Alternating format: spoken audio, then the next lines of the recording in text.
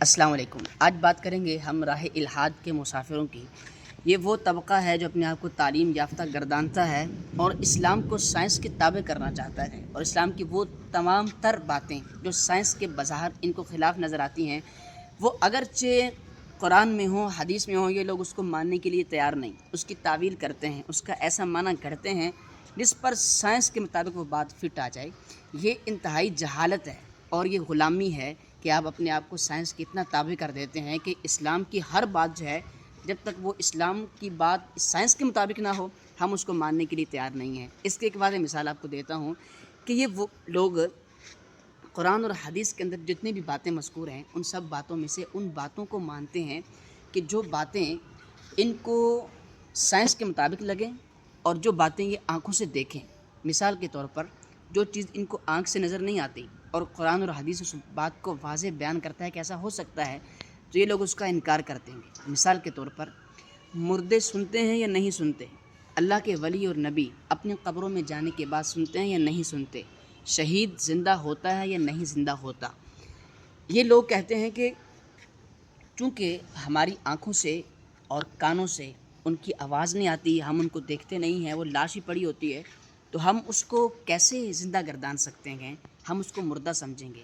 تو جب تک ہم آنکھوں سے نہیں دیکھیں گے، ہم اس چیز کو نہیں مان سکتے۔ میں آپ کو مثال دیتا ہوں۔ مثال کے طور پر قرآن شریف کے اندر اللہ پاک فرماتا ہے تنزل الملائکۃ والروح فیہا بامر ربہم، کہ لیلۃ القدر کے اندر فرشتے اور جناب جبریل امین باقاعدہ آسمان سے نازل ہوتے ہیں، لیکن ہم نے آج تک نہیں دیکھا فرشتوں کو نازل ہوتے ہوئے، تو کیا ہم اس بات کا انکار کر دیں گے؟ کیا ہم لیلۃ القدر میں ہر مسجد کے باہر ایک کیمرہ نصب کر کے رکھ دیں گے کہ جناب اگر یہاں پر ہمیں نظر آئے تو ہم مانیں گے، اور اگر ہمیں نظر نہ آئے تو اگرچہ قرآن میں ہے ہم اس کا انکار کر دیں گے؟ یہی وہ لوگ ہیں کہ جو قرآن کی واضح تعلیمات کا انکار کر کے الحاد کی طرف چلے جاتے ہیں۔ مثال کے طور پر قرآن میں لکھا ہے کہ غزوہ بدر کے اندر فرشتے نازل ہوئے تھے، لیکن غزوہ احد ہوتا ہے اس میں فرشتے نہیں آتے۔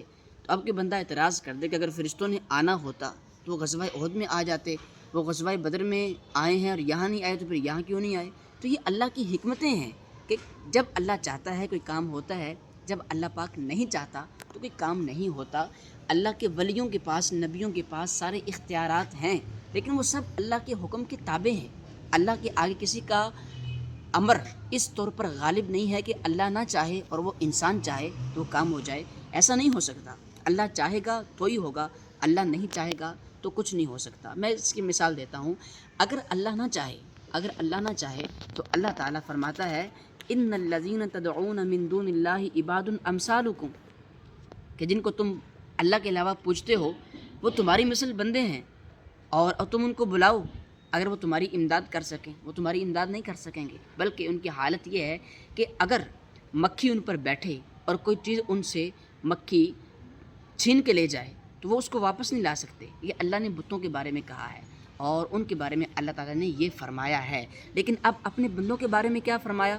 حضرت عیسیٰ علیہ السلام کو اللہ نے اتنے اختیارات دیے کہ وہ مردوں کو زندہ کرتے تھے، مادر ذات اندھوں کو بینا کرتے تھے، کوڑی کو شفا دیتے تھے، اور جو لوگ گھر میں کھا کر آئے ہیں وہ آپ بتا دیتے تھے۔ یہ سب کچھ تھا، لیکن یہ سب کیسے تھا؟ آپ فرماتے ہیں یہ سب میں جو کرتا ہوں بِإِذْنِ اللہ، اللہ کے حکم سے کرتا ہوں۔ یعنی اللہ کا حکم ہو تو بہت کچھ ہو سکتا ہے۔ اللہ کا حکم ہو تو ایک انسان نظر آنے والا شخص ہی مردے زندہ کر سکتا ہے، اور اللہ کا حکم نہ ہو تو کوئی کچھ بھی نہیں کر سکتا۔ یہ اصل چیز ہے، یہ اسلام کی روح ہے۔ اس کو سمجھنے کی کوشش کریں۔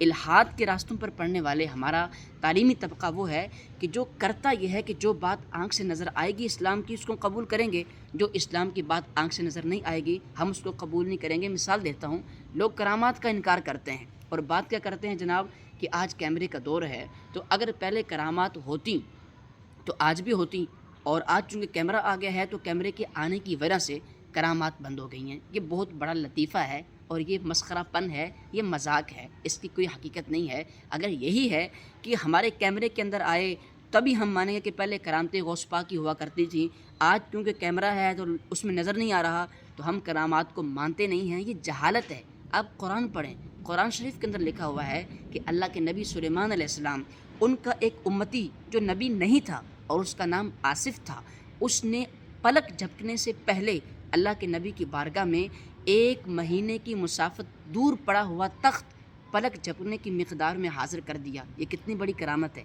لیکن ہم نے آنکھوں سے نہیں دیکھی، کتاب میں لکھی ہے۔ کون سی کتاب میں؟ اللہ کا کلام قرآن مجید۔ تو کیا صرف اس بات پر آپ انکار کر دیں گے کہ یہ کیسے ہو سکتا ہے؟ سائنس کے اعتبار سے یہ پاسبل نہیں ہے، اور ہم نے آنکھوں سے نہیں دیکھا۔ اگر یہ پہلے ہوا ہوتا تو آج بھی ہوتا، آج کیوں نہیں ہو رہا؟ یہ قرآن ہے۔ تو کیا آپ اس وجہ سے کہ ہمیں آنکھوں سے نظر نہیں آتا اس کا انکار کر دیں گے؟ اسلام ایسا نہیں ہے۔ اسلام کی روح یہ ہے اور اسلام کی تعلیمات یہ ہے۔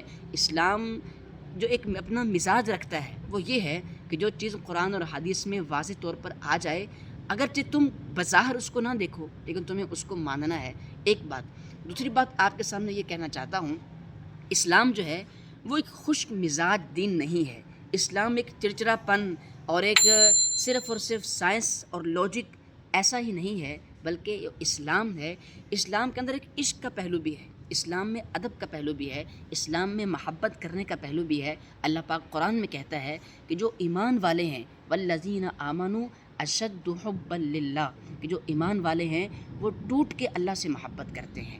اچھا، اب آپ آگے پڑھیں تو قرآن شریف ہمیں اتنے مقامات پر اللہ اور اس کے رسول سے محبت کرنے کی بات کرتا ہے۔ محبت کیوں کرنے کی بات کرتا ہے؟ جب ہمیں ان سے محبت ہو جائے گی تو پھر ہمیں ان کی بات بظاہر اپنی چھوٹی عقل کے اندر سمجھ آئے یا نہ آئے، ہم ان کی بات کو مانیں گے، اور یہی اللہ اور اس کا رسول تقاضا کرتا ہے۔ دیکھیے، قرآن کے بہت سارے ایسے احکامات ہیں جو ہم عقل کے ترازو پر اگر تولیں تو ہم اس کی لاجک نہیں نکال سکتے۔ میں ایک مثال دیتا ہوں، قرآن کے اندر 4 پارے کے اندر سورہ النساء کے اندر اللہ تعالیٰ نے وراثت کے مسائل بیان کیے ہیں اور سب کے حصے بیان کیے ہیں کہ مرنے والے کے بعد اس کے والدین کو کتنا ملے گا، اس کی اولاد کو کتنا ملے گا، اس کی بیوی کے لیے کیا ہے، اگر بیوی مرتی ہے تو شوہر کے لیے کیا ہے اور دیگر کے لیے کیا ہے۔ مثال دیتا ہوں، قرآن کہتا ہے بیوی کے لیے اگر اولاد ہو تو 8واں حصہ ہے، اولاد نہ ہو تو 4تھا حصہ ہے۔ شوہر کے لیے اگر اولاد ہو تو اس کے لیے 4تھا حصہ ہے، اور اگر اولاد نہ ہو تو بیوی کا آدھا مال شوہر کا ہے۔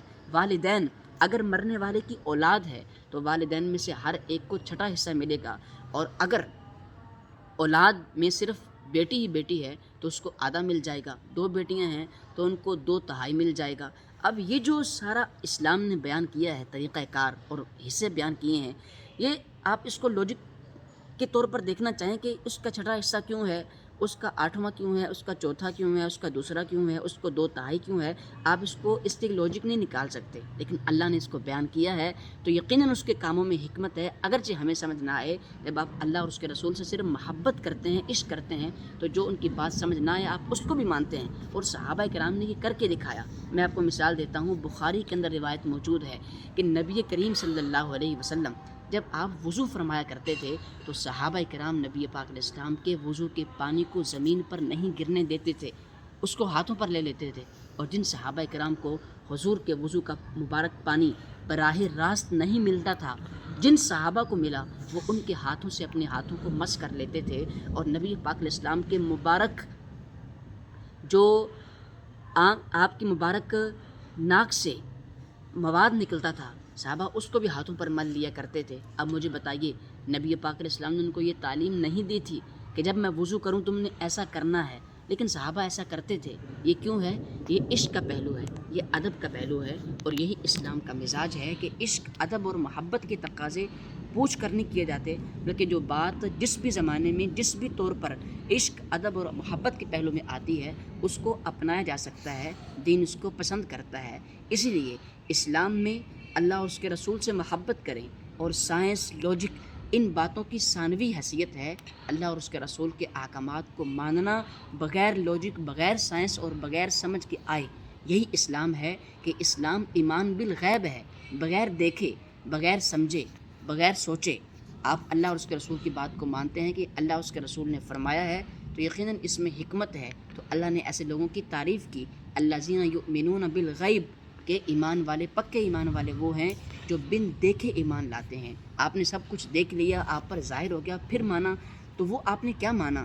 آپ نے نہیں دیکھا پھر بھی مانتے ہیں کہ اللہ کا حکم ہے، تو یہ ہے اصل ایمان۔ اسی لیے یہ الحاد کی راہیں ہیں جو آپ کو ہر بات سائنس کی طرف لے کر کے جاتے ہیں، ان سے بچیں، اور اللہ رسول کے جتنے بھی احکامات ہیں اگرچہ ہماری سمجھ میں نہ آئیں ان پر عمل کریں، اسی میں ہمارے ایمان کی حفاظت ہے۔ اللہ ہمیں اپنے ایمان کو محفوظ رکھنے کی توفیق عطا فرمائے۔